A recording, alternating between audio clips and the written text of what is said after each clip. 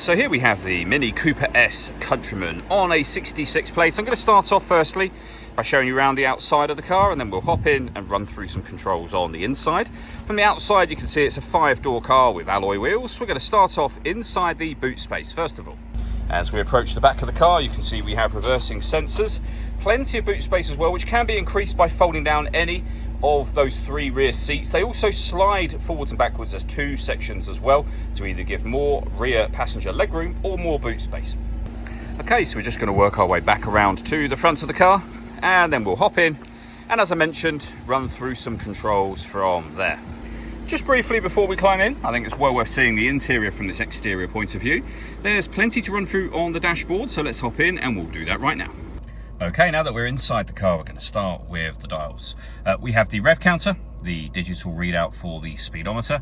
The total miles for this car, they are 69,523.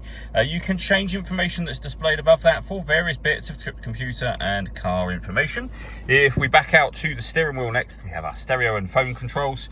We have our cruise control, and into the center, the main screen for the car. It's also your main speedometer, as you can see.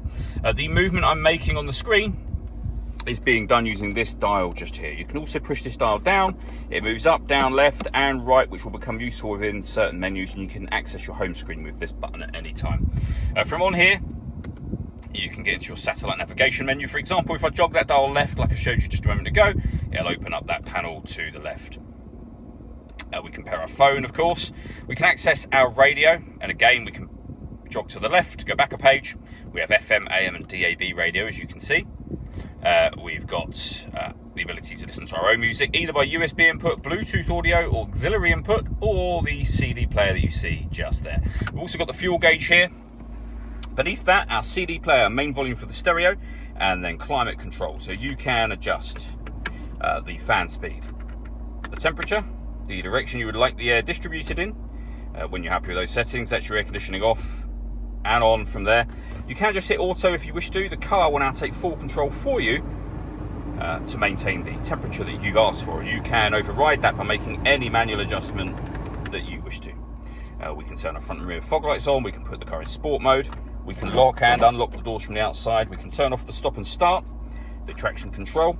We have 2 cup holders down here as well, and a 12-volt charging socket, a 6-speed manual gearbox. The controls I went through just a moment ago, and just here you can see USB and auxiliary inputs.